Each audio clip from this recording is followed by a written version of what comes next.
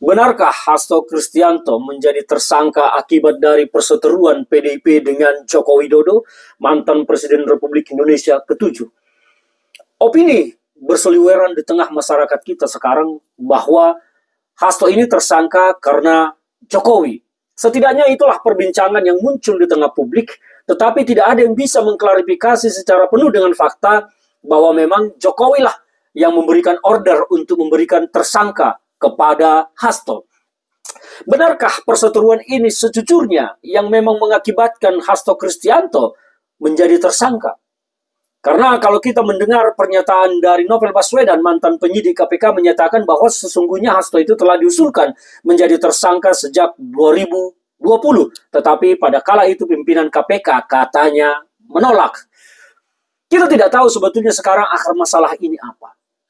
Gelar tersangka yang disandang Hasto sekarang menjadi sangat politis dan menjadi seperti tidak berkekuatan hukum yang murni karena banyaknya pendapat di tengah publik dan asumsi di tengah publik yang melihat bahwa Hasto memang ditarget akibat dari suaranya yang terlalu keras, terlalu kencang menyerang waktu terakhir ini. Asumsi itu hanya perkiraan, itu pemikiran dari beberapa yang beredar di publik dan pendapat dari teman-teman kader PD Perjuangan yang telah memberikan statement. Kita juga itu lepas dari upaya Jokowi yang diduga akan mengacak-acak Kongres PD Perjuangan. Ini adalah upaya dari Jokowi yang balas dendam kepada PD Perjuangan dan kepada Hasto karena keluarga Jokowi dipecat dari PD Perjuangan sehingga tidak punya akses lagi untuk masuk di ranah Kongres PD Perjuangan tahun depan. Itu juga semua pendapat. Faktanya seperti apa, kita tidak tahu.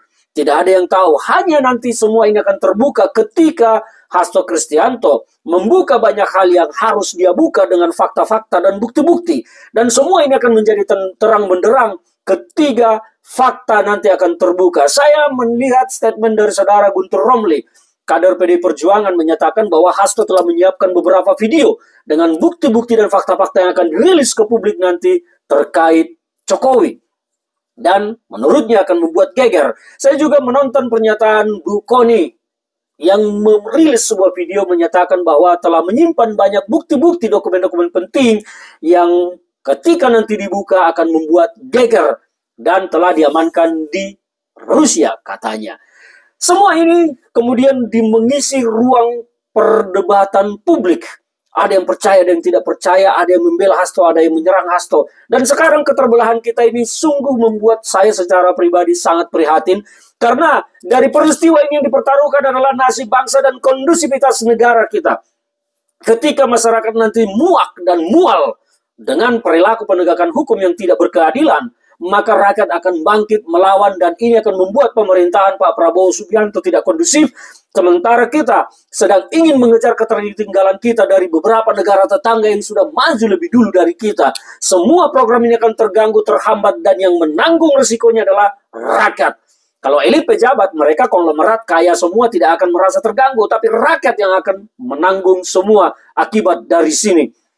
Dan kita akan melihat apa yang terjadi nantinya. Apakah memang Hasto akan menembakkan peluru-peluru yang dimilikinya? Kita tidak tahu.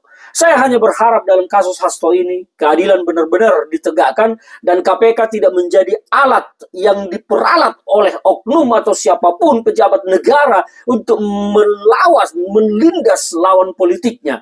Ini yang tidak boleh. Saya berharap kalau memang ini murni penegakan hukum, saya akan dukung KPK juga untuk memanggil semua nama-nama yang telah pernah diduga melakukan pidana korupsi dari pejabat-pejabat negara yang ada. Alkes di masa COVID, menteri-menteri sekarang berapa orang yang pernah dipanggil berurusan dengan hukum, diduga kuat seperti Erlangga, Zulkifli Hasan. Semua itu nama-nama itu panggil dan tuntaskan kasus-kasusnya. Maka Prabowo akan ditakuti dan disegani. Bukan hanya di Indonesia tetapi di dunia. Tapi kalau ini di zaman pemerintahan Prabowo, kalau benar bahwa tangan Jokowi masih cawe-cawe kemana-mana, maka Pak Prabowo akan menjadi sasaran dari ini semua. Saya melihat justru Prabowo nanti akan menjadi korban dari kegaduhan ini. Bukan Jokowi, bukan siapa-siapa, tetapi pemerintahan Prabowo Subianto akan menjadi korban dari ini semua dan rakyat yang akan menerima akibatnya. Kalau benar bahwa tangan Jokowi yang cawe-cawe dalam hal ini semua, saya pun tidak tahu. Ini kita sedang membahas tentang opini yang beredar di tengah publik. Jadi bagaimana ini nanti endingnya? Apakah benar-benar Hasto akan dibawa ke pengadilan setelah ancaman dikeluarkan akan membuka banyak hal, video-video bersama bukti-bukti dan fakta-fakta? Apakah kasus ini akan makin berlanjut? Ketika ini tidak berlanjut, maka jelaslah clear. Publik akan melihat bahwa ternyata kasus ini memang hanya sebuah permainan. Pesanan titipan untuk menghabisi Hasto, tapi ketika diancam ditembak balik, kasusnya berhenti. Saya tidak tahu apa yang akan terjadi setelah ini. Kita akan sama-sama melihat. Saya hanya berharap bahwa Pak Prabowo Subianto sebagai presiden saat ini, nyuwun sewu Bapak, ketegasan dan kebijaksanaan Bapak untuk pemberantasan korupsi adalah jalan menyelamatkan bangsa kita. Sebab kalau penindakan hukum diperalat oleh orang lain untuk kepentingannya, maka pemerintahan Bapak yang akan terganggu. Waspada Bapak, tangan-tangan jahil dari oknum-oknum yang saat ini ingin berkuasa terus. Bahaya terhadap pemerintahan Bapak. Waspadalah, waspadalah.